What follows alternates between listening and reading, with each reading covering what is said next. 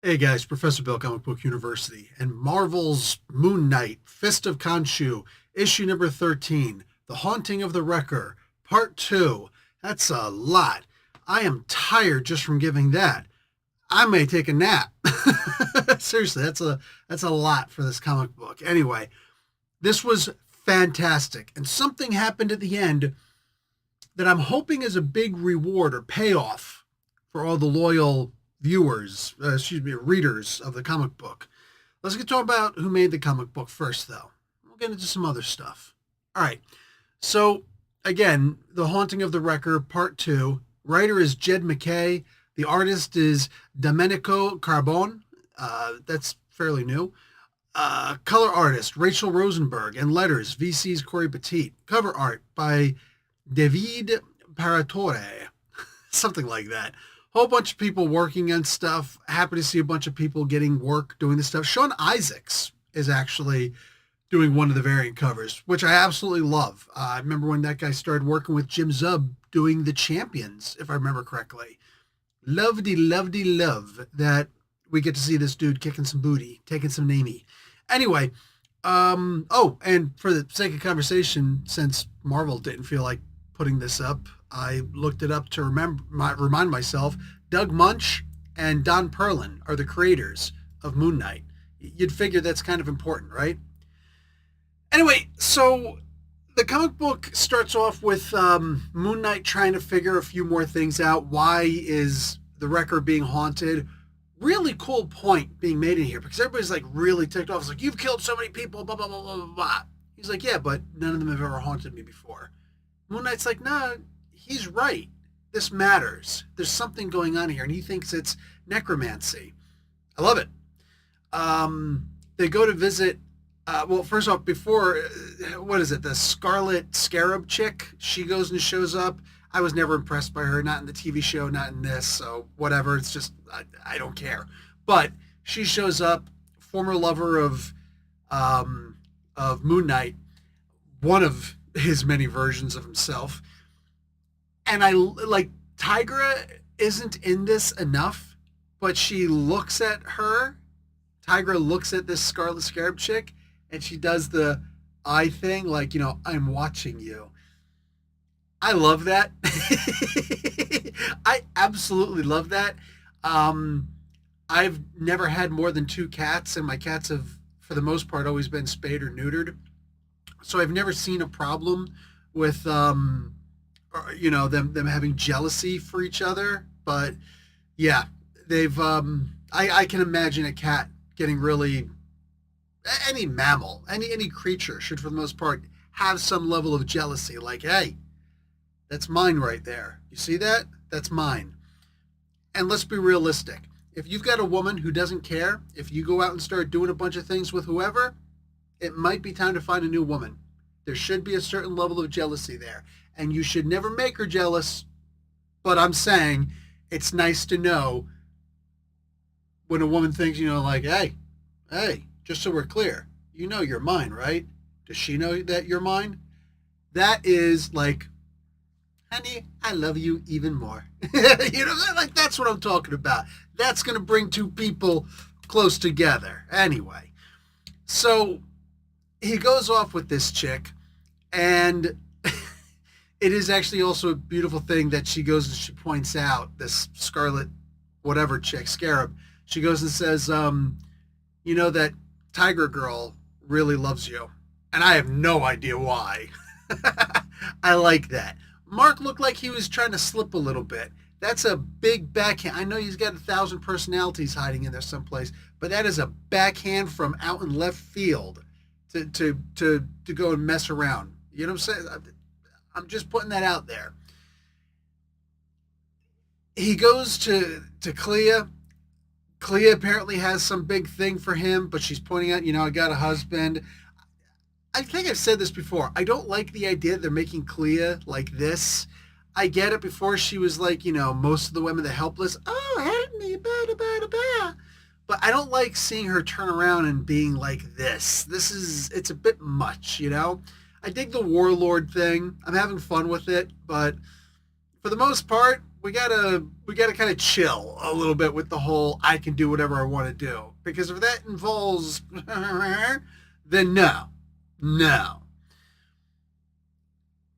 She does a little snap and puts them in an astral form, their own astral forms, right? So their bodies are left behind. Can only imagine what she's doing to those bodies. They're gonna wake up with magic marker on their under their noses, little mustaches and whatnot, which would be freaking hysterical.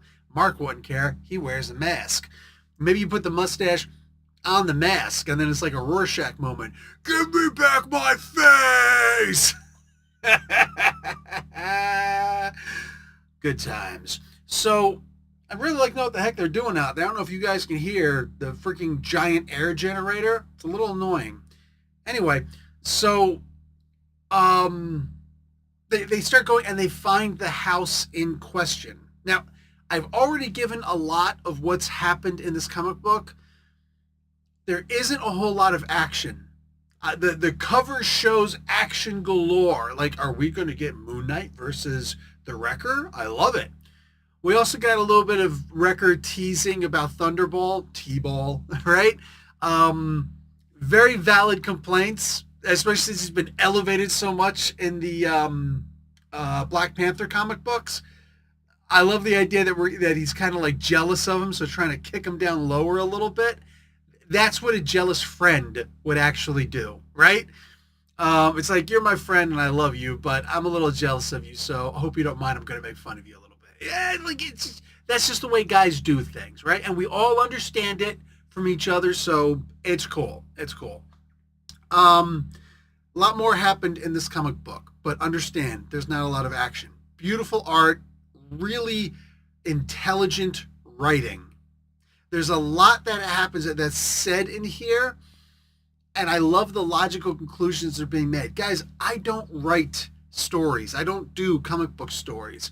So Jed MacKay, so much of what he does is, in fact, basic common sense. But we see so little common sense in the writing of comics. No names, but we see so little of it that when you see it, and it's just there, it's simplistic, it's easily understood, and it's fun. It's rare, and it is so welcome. Love what I'm reading here. I'm going to point out somebody appears at the end of this comic book. The person who's seemingly behind everything, right? We're going to remove the mask, right? We're going to peer behind the curtains in Emerald City. And it's supposed to be some kind of a big shebang. Ha! It's him all along. And I don't know who this person is. I don't recognize this person. It looks like it might be that fire person that you remember when they were like, Moon Knight needs an arch enemy. So we're going to make an arch enemy. He's going to be the guy who worships Ra, the sun god, and all that stuff. The god behind the sun in reality. But yeah, that. We're gonna make that guy his arch enemy. And that was under Max Bemis, if I remember correctly. Not the greatest, but if he's returning and it's going to be written by MacKay, then cool. Let's see what happens, right? Zed's dead, baby. Now it's time for Jed. But I don't know if it's actually him.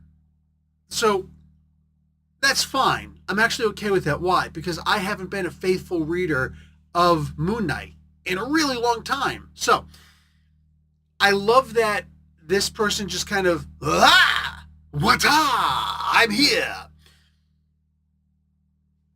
If a bunch of you guys who are longtime readers look at this and go, oh, it's bang, wow, that's your payoff. That is your thank you from Jed and the whole team for continuing to stay loyal to this comic book, which I have not been. So I don't deserve to know who this person is until next month when issue number 14 comes out. That being said, although I won't necessarily blame you for not, letting me know in the comments who this person is, you should totally let me know in the comments who this is. Also, I just noticed by looking at myself in the video that I've got bunch of my Court of Owl masks that came in. This is actually from Temu, guys. they're not like, you know, microscopic. They're actually pretty good. Solid plastic, no different than that one on my wall right over there. Really good stuff. Look, my cat was just about to attack my finger. Were you about to attack me? Hello, kitty, kitty. Meow, meow, meow. Anyway, so consider getting some of these, and they come really fast, like less than 2 weeks for me up here in Canada, at least. Yeah. And I was just thinking to myself, how awesome would it be to see Court of Owls versus Moon Knight? Since we're doing crossovers, can we see that? Just putting that out there. Talk to you guys later. Like the video, watch an ad. Professor Bill, Comic Book University. Class dismissed.